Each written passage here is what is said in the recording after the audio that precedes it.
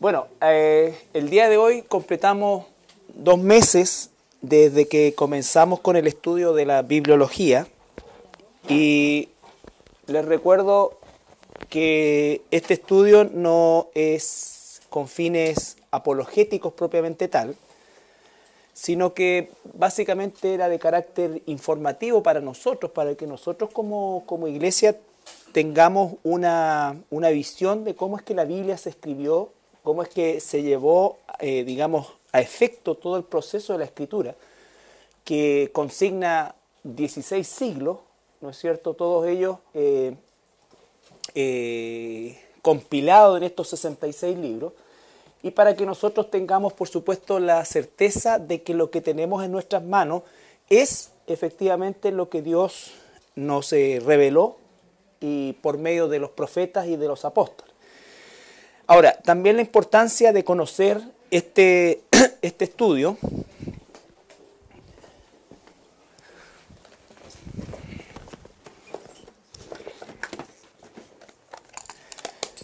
La importancia de conocer este estudio radica también en el hecho de que nosotros con esto tenemos aún más certeza, por ejemplo, referente a que no hay más revelaciones y que efectivamente la Biblia está completa.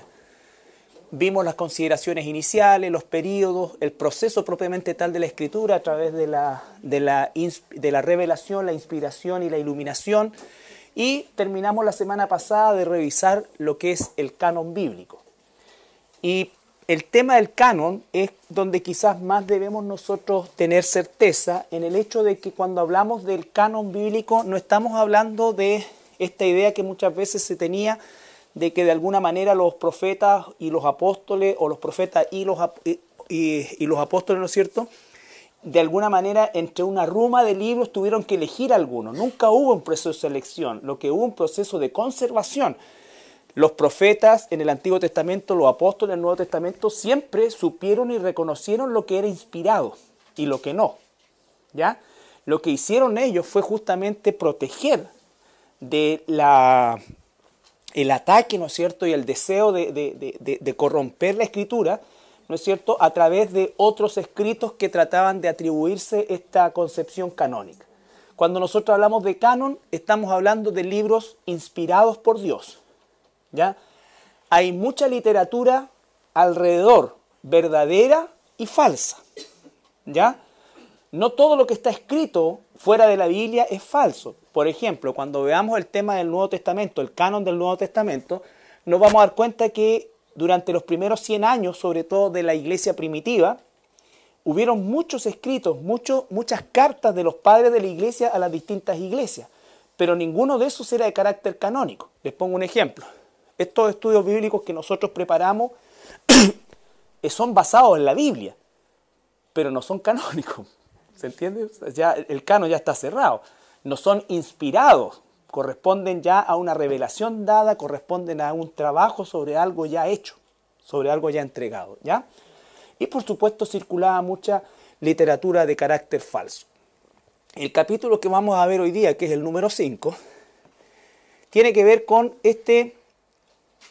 esta colección de libros que se les denomina apócrifo, ¿ya? Se le denomina apócrifo.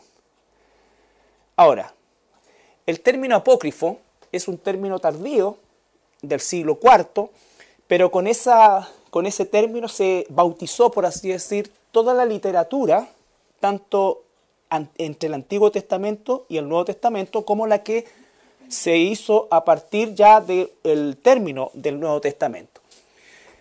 Entre el libro de Malaquías, o entre el profeta Malaquías y Juan el Bautista, existieron 430 años llamados años de silencio, en los cuales se escribieron los apócrifos, ¿no es cierto?, que pertenecen al canon del Antiguo Testamento, o que pertenecen al periodo del Antiguo Testamento. La palabra apócrifo significa esconder, ocultar, escondido. Tiene siempre una connotación negativa. Siempre tiene una connotación negativa, ¿ya?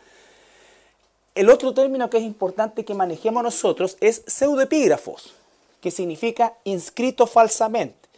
Esto era muy popular en la época antigua, ¿no es cierto?, hasta que apareció por primera vez los conceptos de derecho de autor, en que cualquiera podía firmar como Judas, Mateo, escribía algo y para darle un grado de popularidad o para causar un impacto, le atribuían o lo firmaban con el nombre de alguien famoso, ¿no es cierto? Por ejemplo, se ha encontrado mucha literatura pseudoepígrafa a partir del año 200 después de Cristo, que con la firma, por así decir, de Platón, en fin, de filósofos también. O sea, la literatura bíblica no era la única que se falseaba de alguna manera, en circunstancias que los filósofos habían muerto siglos atrás, ¿ya? No es que se encontrara material de ellos, sino que se escribía en esa época material que se atribuía a haber sido escrito por ellos. Como lo vamos a ver, por ejemplo, con el famoso Evangelio de Judas, que fue escrito 500 años después de la muerte del mismo Judas, ¿no es cierto? Es un pseudoepígrafo. O sea, alguien le puso Evangelio de Judas, ¿ya? Y vamos a ver por qué no es ni Evangelio, ni lo escribió Judas. Entonces, la palabra apócrifo siempre tiene una connotación negativa a algo escondido, a algo oculto.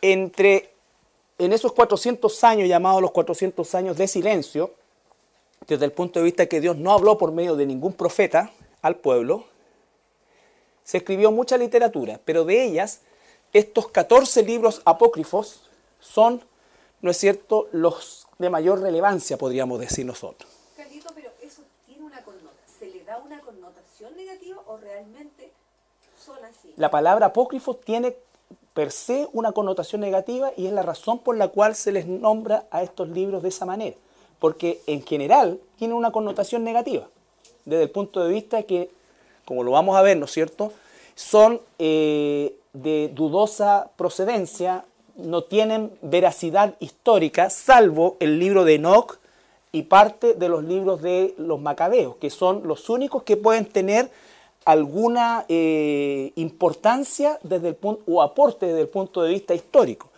Pero el resto corresponden a, básicamente, pseudoepígrafos, ¿ya?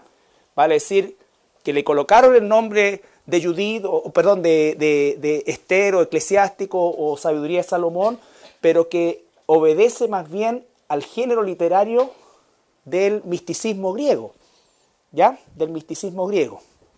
Entonces, Enoc, Tobías, Sabiduría, Oración de Manasés, la Carta de Jeremías, 1, 2 y 3 de Macabeo, Eclesiástico, Baruch, Judith, Esdras, adiciones en griego al libro de Esther y de Daniel. Esto es el listado, 14 libros apócrifos que mayoritariamente fueron, entre comillas, relevantes y se escribieron en este periodo de 400 años, en los cuales no hubo profeta. Ahora, las razones de por qué no se consideran canónicos, es decir, libros inspirados, ¿no es cierto? No se consideran libros inspirados. Primero, vamos a ver Romanos capítulo 3, versículos 1 y 2. ¿Qué ventaja tiene pues el judío? ¿O de qué aprovecha la circuncisión? Mucho en todas maneras. Primero, ciertamente que les ha sido confiada la palabra de Dios. Ahí nomás. Les ha sido confiada a ellos la palabra de Dios. La Biblia es judía, escrita por judíos. Dios eligió al pueblo judío para que escribiera tanto el Antiguo como el Nuevo Testamento. No hay otro escritor, o sea, no hay otra nacionalidad en los escritores, hay una traducción al griego, pero los escritores eran judíos, ¿ya? Por lo tanto, el primer punto de por qué no son considerados canónicos, vale decir, inspirados, es por el hecho de que los judíos que estaban en Israel, los que estaban, digamos, a cargo de cuidar el Antiguo Testamento o la Tanaj, nunca los consideraron inspirados. ¿Ya? Nunca los consideraron inspirados. Además, porque fueron escritos en griego. Algunos de los autores son griegos también. Por lo tanto, tampoco los consideraron inspirados por esa razón. ¿No es cierto? Y los judíos, ¿no es cierto?, reconocen que el periodo de 400 años no existió ningún profeta realmente llamado por Dios. Malaquías es el último profeta, y ¿no es cierto?, hasta Juan el Bautista. Por lo tanto, ellos son los primeros en certificar que ninguno de esos libros, aunque hacen alusión a los judíos, no son de carácter inspirado. ¿Estamos? Segundo punto, el Señor Jesús ni los apóstoles jamás citaron ninguna frase siquiera de los apócrifos. Y nosotros nos damos cuenta que a lo menos, que todos los libros del Antiguo Testamento a lo menos una vez son citados, ya sea por Jesús o por los apóstoles. ¿Ya? Sin embargo, de esta literatura, nada. Tercero, cuando se analiza la evidencia interna de estos libros, ¿no es cierto?, encontramos declaraciones como esta que dan a entender claramente que no son inspirados. Aquí tenemos un extracto de la primera carta de los Macabeos, del capítulo 15, versículos 37 y 38, de la Biblia de Jerusalén. Ya vamos a ver por qué la Biblia de Jerusalén, porque es una edición católica, ¿no es cierto?, porque lo incluyeron ellos también. Pero dice: yo también terminaré aquí mi relato, si ha quedado bello y logrado en su composición, eso es lo que yo pretendía, si imperfecto y mediocre, he hecho cuanto me era posible. Entonces, eso es al final de la primera de Macabeos. Nos damos cuenta que la evidencia interna nos dice que no son inspirados porque declara, ¿no es cierto?, que si quedó bien, era lo que quería, y si quedó mal, perdonen, pues no puedo hacer más. ¿Ya? Entonces, primero, los judíos, garantes, escritores y garantes del canon bíblico, nunca los aceptaron como tales, por su origen griego, por sus historias, muchas de ellas, ¿no es cierto?, realmente fantásticas. Y tercero, ¿no es cierto?, porque ellos mismos reconocían que no hubo profeta en Israel durante esos 400 años. El Señor Jesucristo ni los apóstoles nunca lo citan. Tienen ellos mismos una base en cuanto a algunos extractos donde claramente dan a entender que no son inspirados. Contienen historias descabelladas que siguen las leyendas greco-romanas, ¿no es cierto? Recuerden ustedes que la literatura greco-romana es una literatura cargada de misticismo, de gnosticismo, ¿no es cierto?, de fantasía, de semidios y de todo eso. Son muy similares los escritos de estos libros, o las historias que cuentan estos libros, ¿ya? No tienen un hilo conductor. Y se les da el carácter recién, ¿no es cierto?, de alguna manera se los incluye, en el Concilio de Trento en 1546, cuando el catolicismo romano trata de alguna manera de sofocar la reforma protestante que se había producido ya en Europa y estaba en esa época en su pic. Entonces, como una forma de refutar la reforma protestante, los católicos romanos les quitan el nombre de apócrifos y los llaman deuterocanónicos, que significa de segundo canon, como una forma de establecer ellos una marcación relacionada en relación a los protestantes, que obviamente no aceptaban no solamente los apócrifos, sino que tampoco aceptaban las tradiciones católicas romanas. Contienen profecía falsa, doctrina falsa, incluso contradicen la doctrina católica romana. Aquí puse dos ejemplos que son contradictorios para el catolicismo romano. No son inspirados para el cristianismo, pero el catolicismo romano, que los incluye en su edición de Biblia, presentan estas contradicciones. Por ejemplo, el libro de Tobías dice: mejor es hacer limosna para atesorar que atesorar oro. La limosna libra de la muerte y purifica de todo pecado. Los limosneros tendrán largo vida. Entonces, uno de estos pasajes, como otros, le sirvieron al catolicismo romano, por ejemplo, para instaurar la indulgencia, ¿no es cierto? Pero por otro lado, el catolicismo romano también incluyó en los deuterocanónicos la sabiduría y dice: mal aventurados son y fundan en cosas muertas su esperanza aquellos que llaman Dios a las obras de manos de hombres. Entonces, ellos mismos, que lo incluyen para favorecer su doctrina, se pegan la cola con otro, ¿ya? Entonces, pero ni lo uno ni lo otro es efectivamente de carácter inspirado, sino que son extractos tomados de estos libros, ¿ya? Entonces, por supuesto que esto no tiene nada que ver con el mensaje de salvación que nos muestra toda la Biblia. Y esto, si el catolicismo romano lo tomó como para rechazar la reforma protestante, se están ellos mismos, ¿no es cierto?, arrojando contradicción sobre ello. Entonces, las razones son el rechazo de los judíos eruditos y los garantes de la Tanaj, del Antiguo Testamento, en Israel, de origen griego, ¿no es cierto? Los judíos tienen la autoridad para determinar, o tenían la autoridad para determinar qué era y no era, de origen inspirado. Jesús ni los apóstoles nunca los citaron, jamás. Tienen contradicciones internas respecto a su propia canonicidad o autoridad, y por lo demás nunca pretendieron ser inspirados. Nunca pretendieron ser inspirados, ¿ya? Entonces, solamente quiero que se queden con eso. Hay 14 libros apócrifos entre Malaquías y Juan el Bautista. 430 años que no hubo profeta en Israel que hablara realmente de parte de Dios. Mucha literatura escrita en ese tiempo. De esa literatura espuria, ¿no es cierto?, gran parte de ella, no canónica, estos eran los que tenían mayor peso entre la falta de peso natural. Estos eran los que tenían mayor peso, ¿ya? Pero no eran inspirados, nunca. Ahora,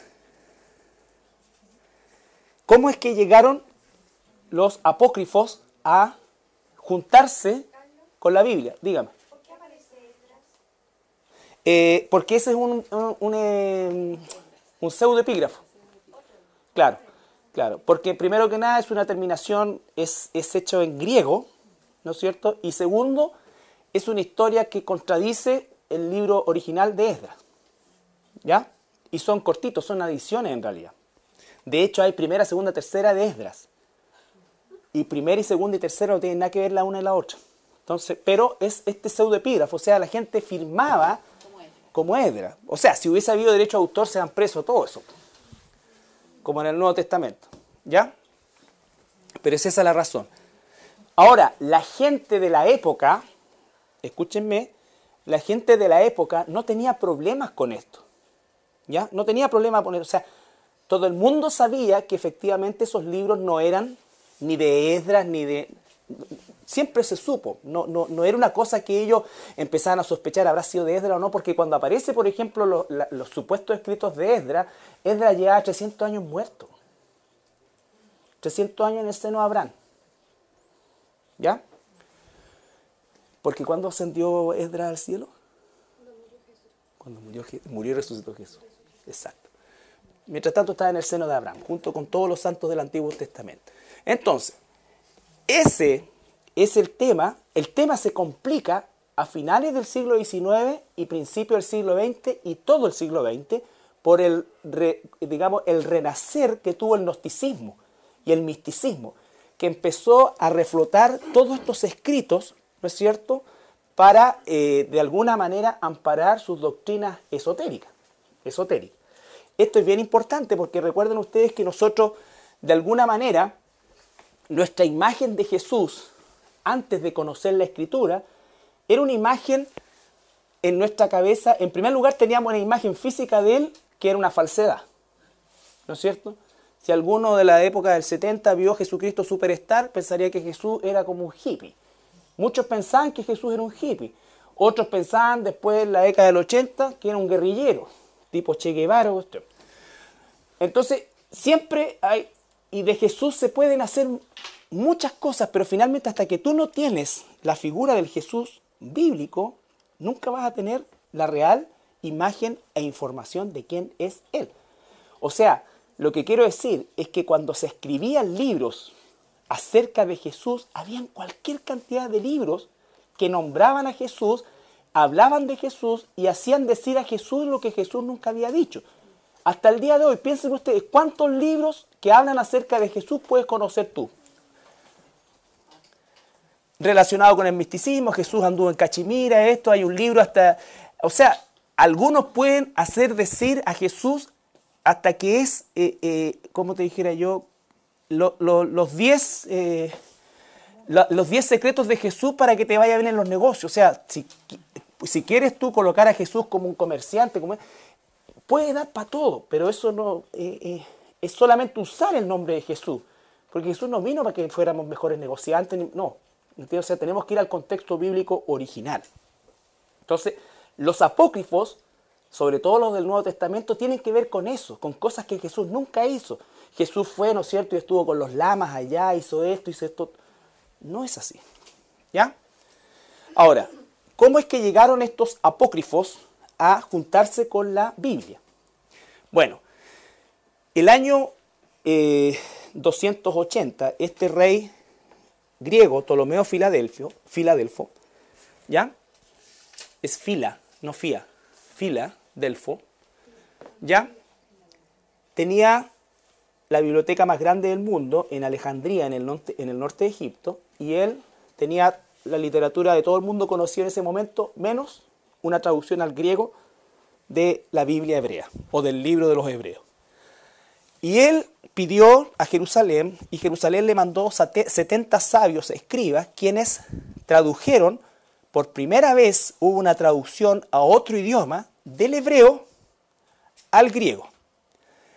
Y tradujeron también todos los libros, o toda la literatura, que circulaba en ese tiempo también en el imperio, que correspondían a estos apócrifos, ¿no es cierto?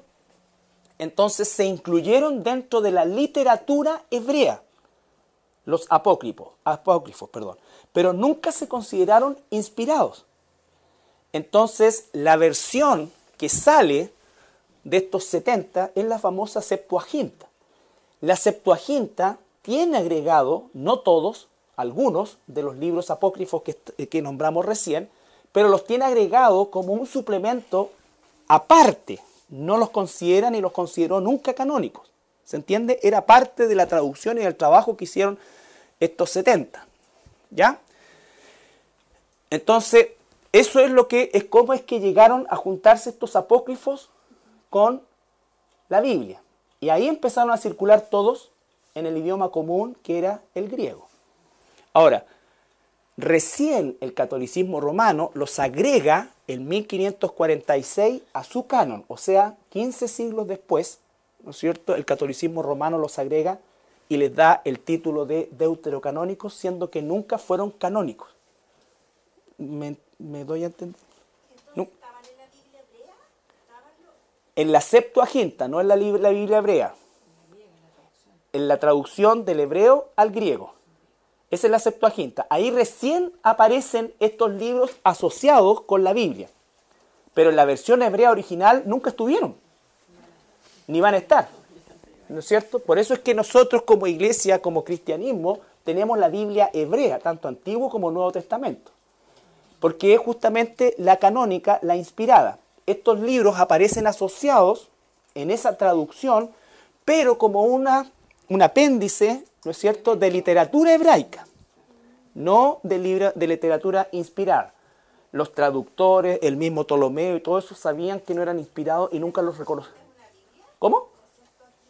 Claro, la versión de los 70. Así se llama, la versión de los 70. ¿Ya? Esa se tradujo en Alejandría, el norte de Egipto. Ya. Llegamos ahora, saltamos de la Septuaginta, que incorpora todos esos 14 apócrifos, pero como un apéndice, nunca reconocido como inspirado, saltamos ahora al siglo V después de Cristo. Ya está el catolicismo romano en el poder, y lo que hace es ordenarle a este monje llamado Jerónimo que traduzca ahora la Biblia griega, que sería la Septuaginta, que manejaba el vulgo, la gente, como una forma de quitar la Biblia de la gente. Fue el primer acto, ¿no es cierto?, de quitar la Biblia de la gente, sacarla del idioma común y llevarlo a un idioma exclusivo, que hablaban los cultos romanos, ¿no es cierto?, la persona culta romana y el clero. El latín. Y Jerónimo entonces traduce del griego al latín y aparece la versión que se llama la Vulgata Latina. ¿Ya? La Vulgata Latina. Y es Jerónimo el que acuña, ¿se acuerdan que le dije que era tardío la nomenclatura apócrifa? Es Jerónimo quien acuña la nomenclatura apócrifa porque aunque él lo tradujo, ¿no es cierto?, él mismo no consideró estos libros como inspirados. Pero también estuvieron incluidos en la versión de la Vulgata Latina como un apéndice, ¿ya? Y se le denominaba libros apócrifos, es decir, no se consideraban canónicos, no se consideraban inspirados y se consideraban relatos. La palabra espurio significa falso, ¿no es cierto? Relatos espurios, ¿ya? Pero que estaban ahí porque eran parte de la literatura, entre comillas, hebrea. Por ejemplo, cuando nosotros analizamos la literatura griega, ¿qué es lo que se te viene a la mente? A todos, incluso los que estudiamos en liceo público en aquellos tiempos. ¿Qué se te viene a la mente? Literatura griega, ¿qué aprendiste? A los dioses. Filósofos. Pero, por ejemplo, ¿qué libro leíste de literatura? Homero. Ya, Homero, la Ilíada, la Odisea. Pregunto, ¿esa cuestión es histórica? O sea, ¿es de verdad pasó la Ilíada, la Odisea? No es cierto. Pero es literatura griega. Los apócrifos son lo mismo, es literatura hebrea, pero son de ese tipo de cosas. ¿Me entiendes? Entonces, por eso es que están incluidos dentro de la colección de libros, pero nunca se consideraron inspirados, nunca. Volvemos al punto. Los libros inspirados siempre estuvieron seguros, siempre estuvieron claros y conocían lo verdadero, por lo tanto no había posibilidades de que se incorporara lo falso, ¿ya? Pero obviamente, como 280 años antes de Cristo, este emperador quería tener la literatura hebrea, porque para él la Biblia o la Tanaj no era un libro sagrado, era el libro de los judíos nomás. Entonces, ¿qué más tienen los judíos? Bueno, tenemos el libro de la historia de Israel, pero además tenemos estas novelas. Tradúcelas también. Y mételas todas en un mismo saco, porque entonces sección hebrea. Y después eso se traspasó a la Vulgata Latina. Dijeron, ¿dónde está la Biblia griega? Aquí está. Y tradujeron junto con los apócrifos también, incluidos. Pero a sabiendas que este era un apéndice. Jerónimo, ¿no es cierto?, acuña el término apócrifo ratificando que no eran libros inspirados. Ya. Entonces, durante 15 siglos, estos libros fueron considerados absolutamente espurios, no inspirados, no canónicos, de literatura anexa, mística, pero que tenía un origen dentro del concepto hebreo, por eso es que siempre iba a la cola de las traducciones. Cuando estalla la Reforma Protestante en Europa, una de las primeras cosas que se hace es traducir por primera vez la Biblia del latín al alemán. ¿Se acuerdan? Lutero traduce del latín al alemán. Y lo primero que hace es eliminar toda la literatura apócrifa, porque nunca se consideró canónica ni inspirada. Por lo tanto, la elimina. ¿Cómo responde Roma con esto? Llevando el Concilio de Trento, y uno de los puntos fundamentales fue no ratificar, porque nunca lo habían tenido. Siempre ellos mismos, desde Jerónimo en adelante, lo habían considerado apócrifo. Pero esta vez el Concilio de Trento, bajo la autoría del Papa, ¿no es cierto?, Clemente, que de Clemente no tenía nada, ¿no es cierto?, declarar maldito, bajo anatema, a aquel que no considerara estos libros como inspirados también, y les colocó deuterocanónicos, que es la nomenclatura que sale hasta el día de hoy, en la versión de la Biblia de Jerusalén, la Dios habla hoy, la latinoamericana y otras Biblias que son de corte, ¿no es cierto?, de traducción católica. Y no metieron los 14, sino que solamente estos, ¿ya? Estos son los que aparecen en cualquier Biblia católica, no Biblia católica, en cualquier Biblia, ¿no es cierto?, de procedencia o de visamiento católico. Eclesiástico, Baruch, Tobías, Sabiduría, Judith, 1, 2 y 3 de Macabeo. ¿Ya? ¿Perdón? Claro, lo que pasa es que este es uno. Claro. Entonces, yo tengo una traducción de esto, o sea, una Biblia de esta. Obviamente están estos libros nomás, y aparecen como deuterocanónicos, ¿no es cierto? Les dan en el Concilio de Trento ese estándar que nunca tuvieron, que es absolutamente falso, pero como una forma de contrarrestar la reforma protestante. Que lo primero que hizo la reforma protestante, los reformadores, que a muchos de ellos les costó la vida, ¿no es cierto?, fue traducir la Biblia y eliminar no solamente los apócrifos, sino que todas las tradiciones de la religión católica también fueron eliminadas. ¿Ya? En los otros que habíamos visto, donde estaba la oración De Manasés, aquí como que los purificaron después.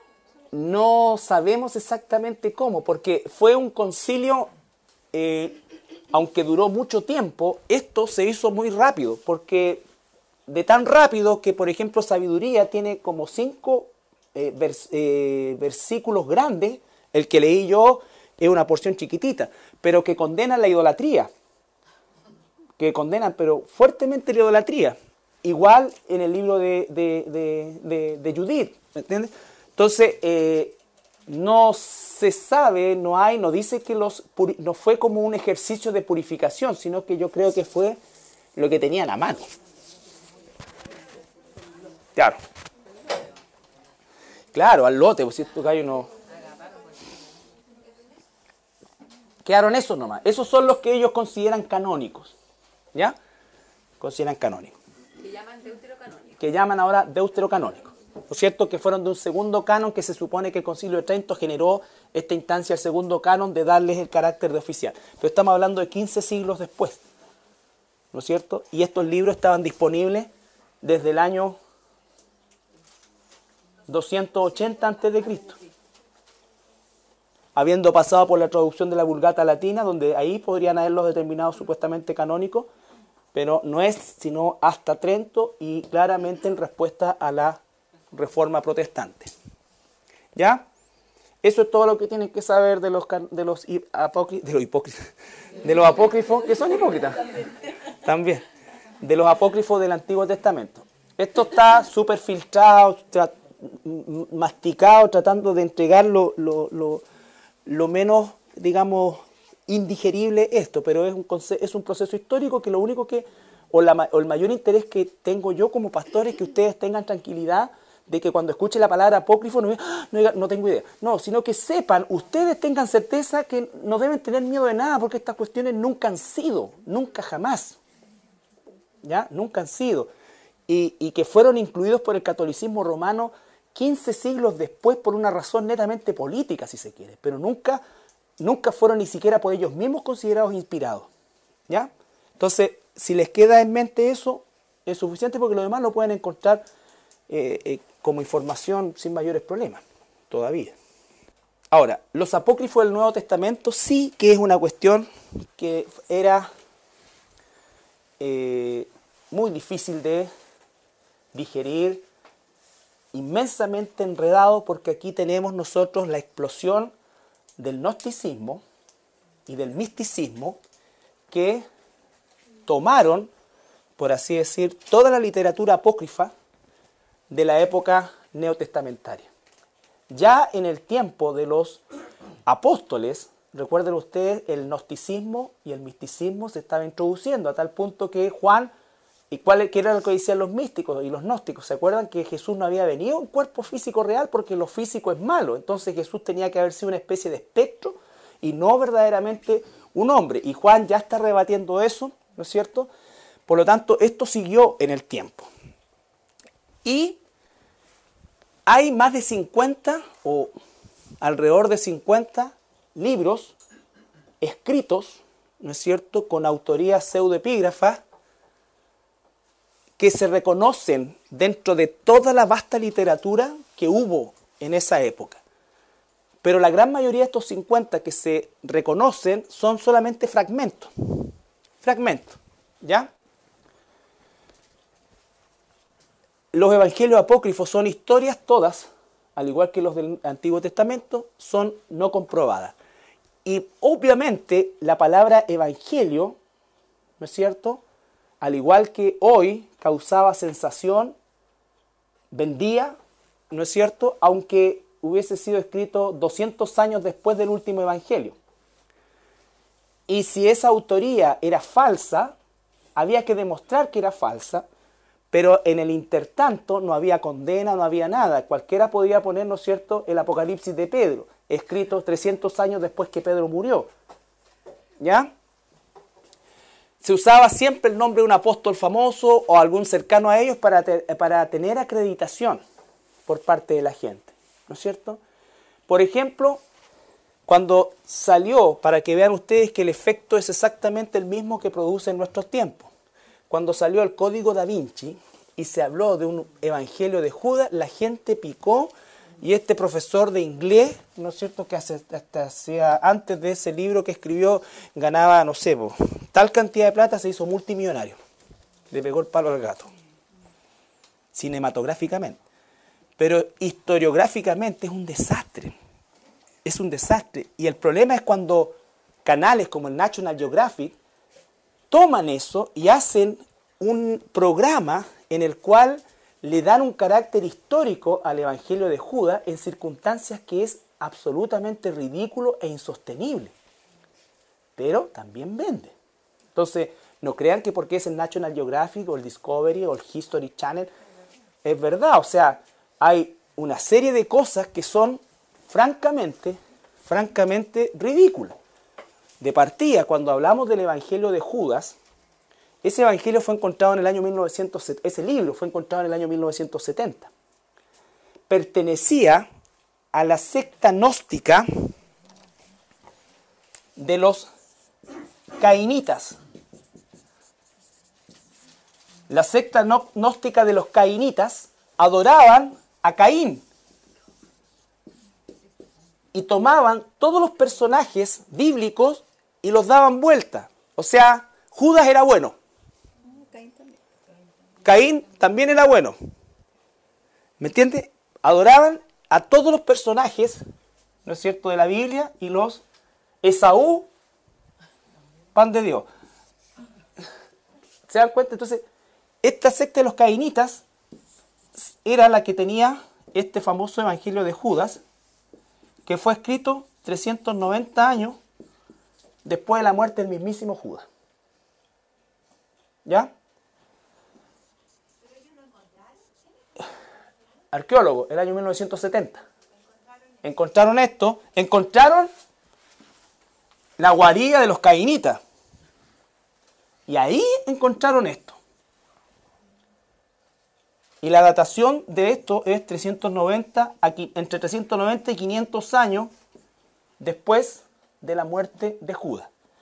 ¿Qué sabemos nosotros de la historia de Judas Iscariote después que entregó a Jesús? Devolvió las monedas. Y se suicidó. ¿No es cierto? Pregunta, entre que entregó las monedas y se colgó, escribió el Evangelio. ¿O lo tenía escrito de antes? No sé. Entonces, ¿cómo es? Ahora, el National Geographic le pone color, que esto fue quitado porque no le convenía a la iglesia. El catolicismo romano juega al espía y al contraespionaje, ¿no es cierto? Ellos mismos son los malos, ellos se persiguen a ellos mismos. O sea, tienen el poder de todo. Es insostenible históricamente esto. La historia que cuenta, obviamente, termina esto diciendo que Judas, junto con Jesús, están en el cielo ambos, casi en la misma posición, porque ambos cumplieron la misión para la cual el Señor los había llamado. Uno era traicionar y el otro era morir. Y eso suena a los oídos del mundo lógico. ¿No es cierto? Claro. O sea, por eso es que cuando hablamos nosotros de la elección y pensamos en Judas, no sabemos cómo explicarla, pero es real. Dios lo eligió para perdición. Y dice, ¿no es cierto?, que más le vale haber, Jesús mismo dijo, más le vale no haber nacido al que me va a entregar. ¿Me entiendes? Entonces, contradice completamente la historia real, ¿no es cierto? Y después esto, siglos después, un hombre habiloso lo toma, ¿no es cierto?, pesca un cuadro de Leonardo da Vinci, de partida dibujan a un Jesús asexuado, porque era la tendencia del Renacimiento. La tendencia del Renacimiento eran figuras humanas, pero asexuadas, o sea, decían hombre y mujer, un poco como pasa hoy día. ¿Ya? Entonces aparece este Jesús, ¿no es cierto?, con su pelito medio crespito, vaya carita de colita, ojitos celestitos, ahí, ¿no es cierto? Y aquí una sombra que viene y dice que es María Magdalena.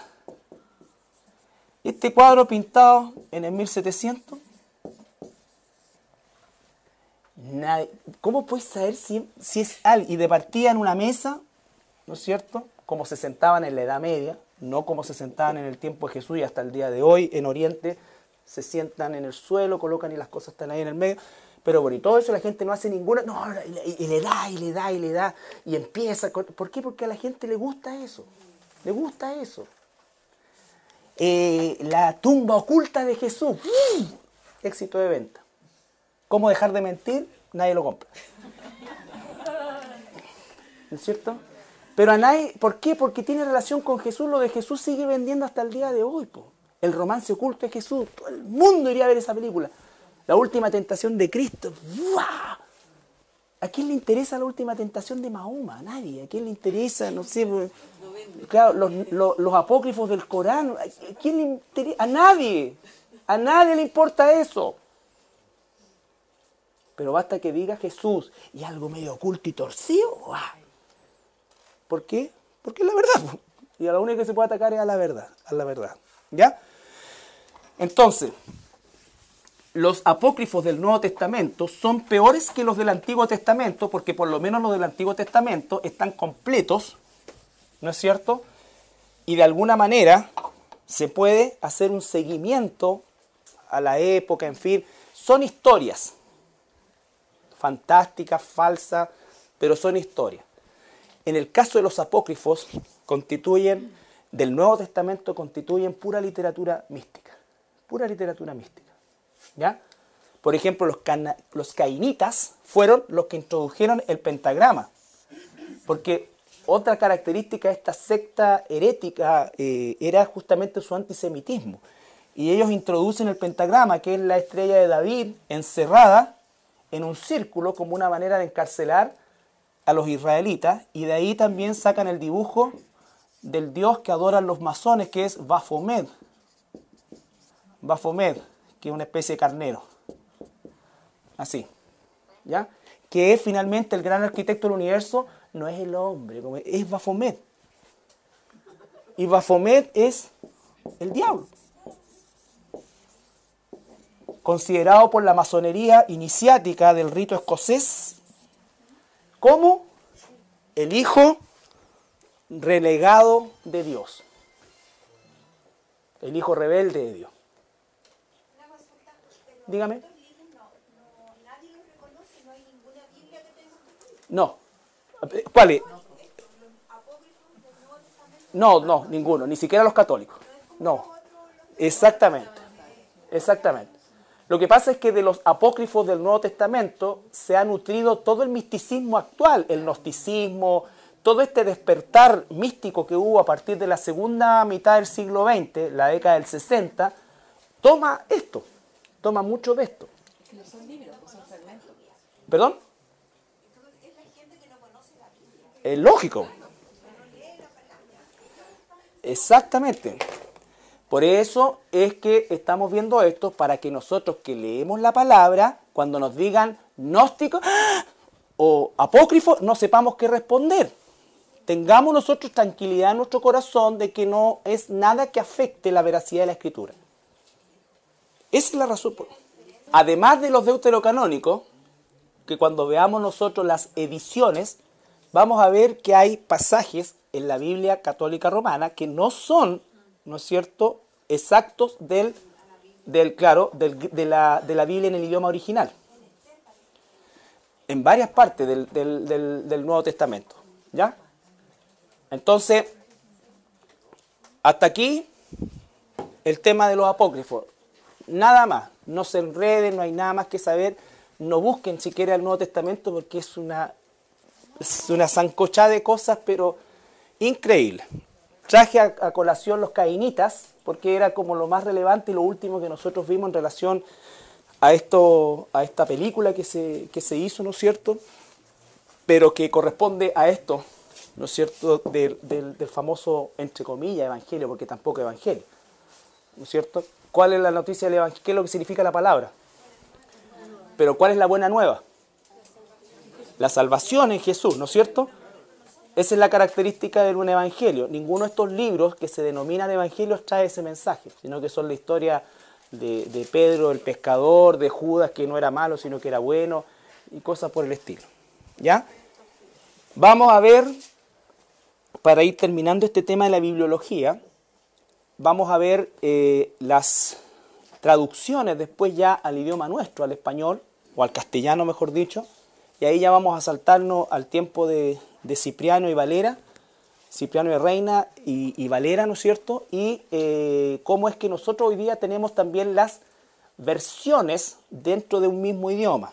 Nosotros tenemos versiones. Normalmente la gran mayoría de nosotros usa la versión Reina Valera 1960. ¿Ya? Hay otras versiones. Entonces también es importante que cuando nosotros analicemos versiones, también sepamos que la traducción o la actualización idiomática también hace que se pierdan muchas veces información de palabras clave. Por eso es importante que estamos estudiando cada vez más la Biblia, que en la medida de sus posibilidades hagan inversiones en diccionarios de idioma original, porque tenemos la gracia y la bendición de todavía tener el idioma original, ¿no es cierto?, al alcance de nuestra mano. Entonces tú puedes perfectamente enriquecer el estudio bíblico, sobre todo en pasajes que son clave. En ese afán, ¿no es cierto?, de actualizar los idiomas, se va perdiendo la cuestión. Se va perdiendo la cosa. Entonces, y usamos normalmente la Reina Valera nosotros porque es como lo más cercano desde el punto de vista del español a lo que era el idioma original. Ya después las otras versiones han venido haciendo más familiar para nosotros el idioma, pero perdiendo de vista también mucho del contenido de la palabra en sí. Además que hay palabras en el idioma hebreo que no tienen traducción al español ni al griego, y palabras griegas que no tienen traducción al idioma español. Bien, espero que se hayan entretenido.